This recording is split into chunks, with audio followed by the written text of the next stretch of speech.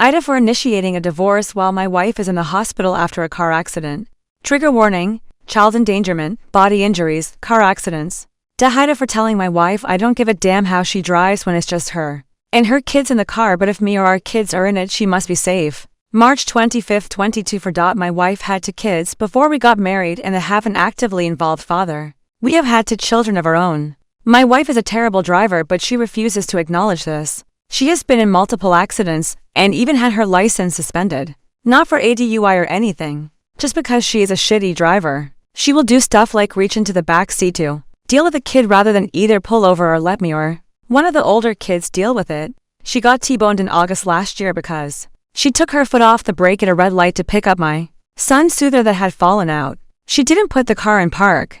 Thankfully only she was injured. All 4 kids were in the car. I have had it. I told her that she is welcome to endanger herself and her kids, but that if I am in the car, or if our children are in the car, she will keep her eyes on the road and her hands on the steering wheel. She is finally at the point in her rehab where she can drive again. I reminded her of what I said. I told her that I loved her. I said that her older kids were important to me, and that I loved them too. But I told her that if she ever decided to do stupid shit while driving, our relationship would be over and I would make it part of our divorce that she not be allowed to drive with my kids in the car. She started crying and said she didn't do it on purpose. I asked her how exactly she took her hands off the wheel, took off her seatbelt, took her foot off the brake and turned around to pick up the soother by accident. She said that I'm treating her like an idiot. I don't think I am. My children have to be safe. Before you ask, I try and do as much of the driving as I possibly can. I have stopped drinking when we go out. I traded in my car that I loved for an SUV so there is room for all of us. I offered to pay for Uber so she didn't have to drive if I wasn't available. She actually likes driving. Her ex and her parents are on my side.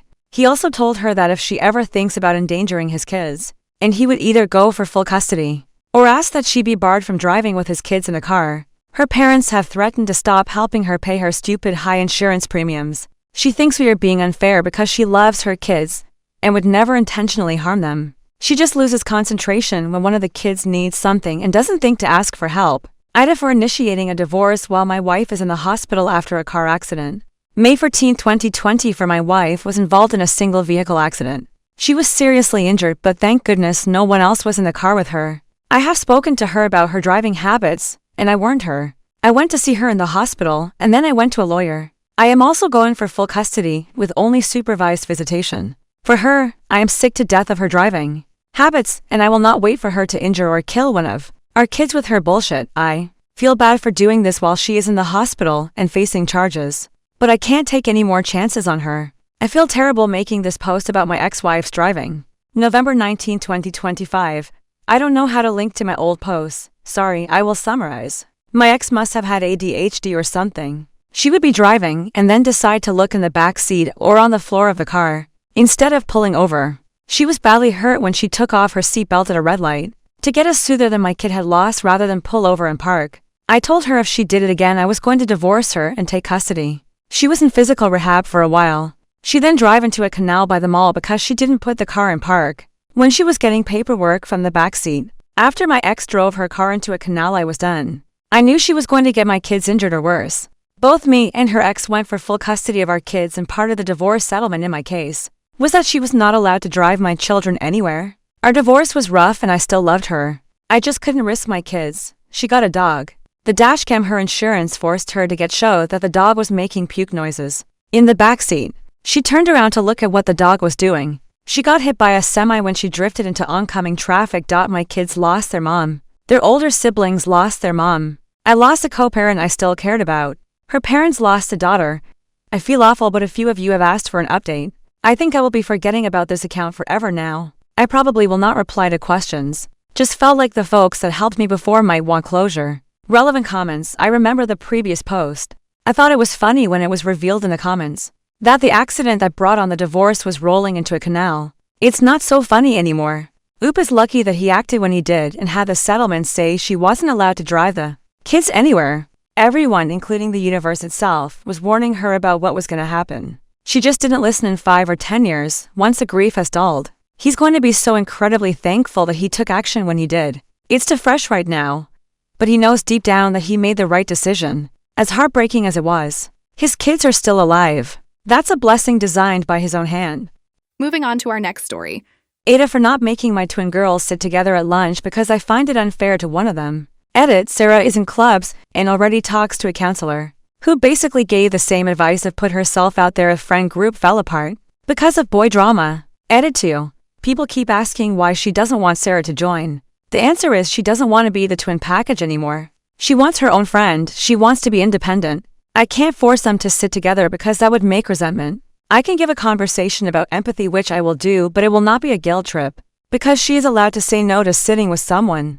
Maybe sit with her once and while at lunch would be good. Not all siblings are best friends, and people treating them as a package is a reason. They are not close to begin with. This is about my two girls twins that are in freshman year of high school. I will call them Sarah and Mia. During elementary school they were basically always together. Middle school Mia started to feel resentment about always being with Sarah, so the school tried to split them up as much as possible. This was hard because the classes were not big. I made it a point to have activities that were just their own. Mia got really into sport and Sarah into theater. This seemed to help and we did more separating. They got their own birthday parties and not a shared one, for example. Mia really thrived with this, but Sarah did not. It has been a lot harder for Sarah to be her own person. Mia was always the dominant twin. When they were together, high school was a big change, and for the first time, they were completely separate.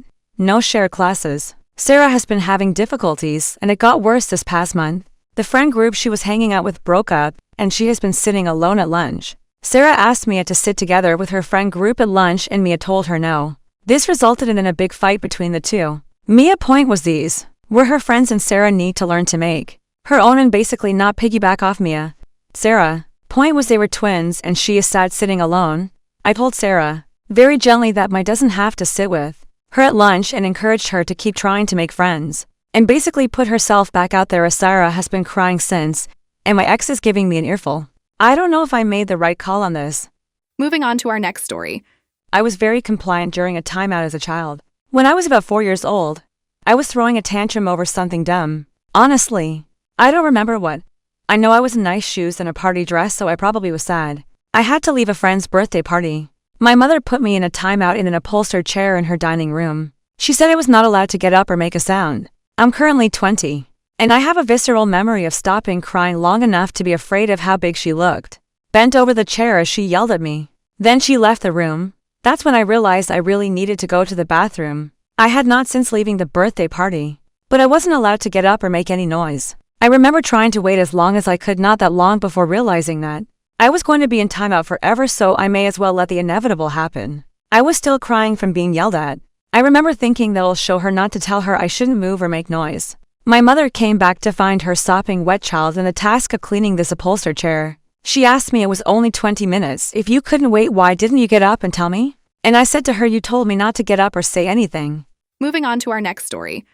AITAH for refusing to cover a shared cost after my coworker wouldn't show me the break of what the money had gone towards so far. I, 24 female, recently started my first full-time job after graduating. My company has an optional team social fund, where each member of our small department contributes a set amount every month to cover birthday treats, team lunches, and small surprises. It sounded harmless, so I joined when my coworker Liam asked.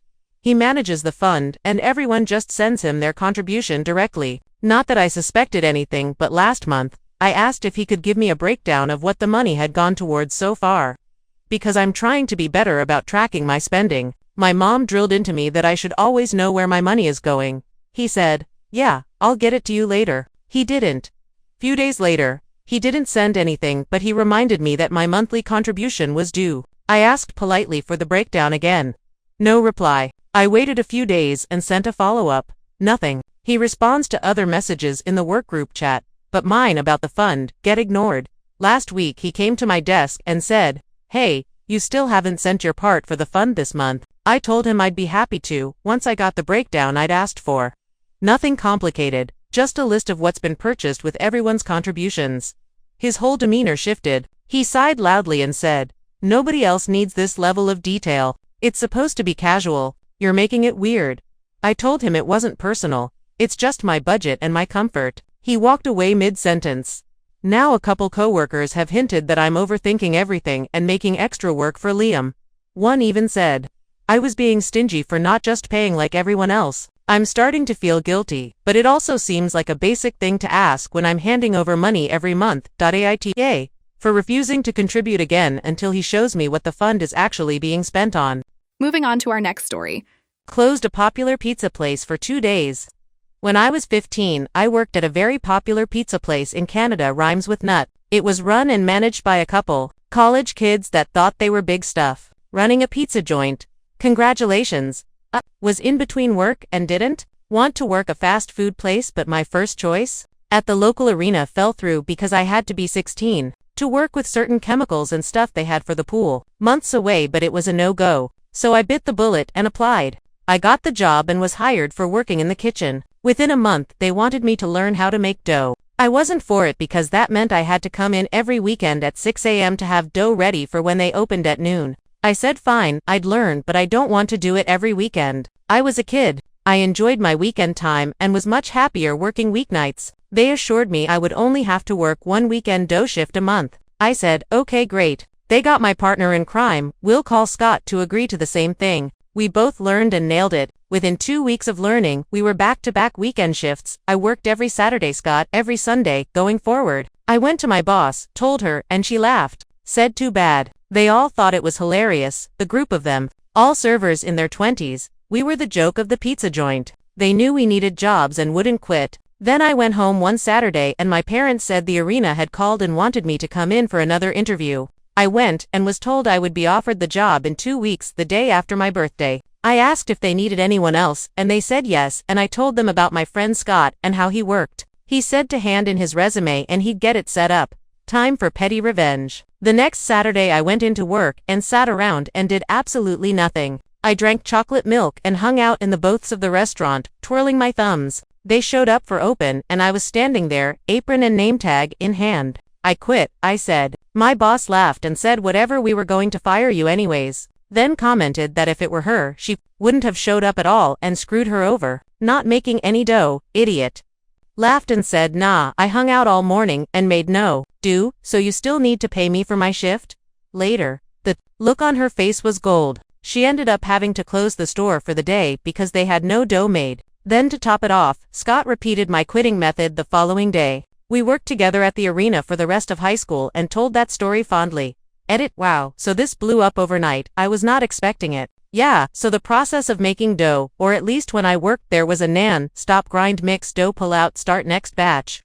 While it's mixing oil pans, portion out dough, put in pans, fill rack, and put in speed proofer for an hour, then cold storage and repeat nonstop for 6 hours. On occasion you could use day-old dough in a pinch, but it did not hold up and the pizza typically came out very flat. That being said, the boss there always kept the staff as thin as possible, and would not have been able to run front of house and back of house at the same time to have made the dough on the spot. We were a small town at what was the busiest pizza place there. Friday evening, Saturdays and Sunday with the cheap buffet were crazy. Thanks for the love, glad people are enjoying the story. Support me by following and subscribing. Thanks.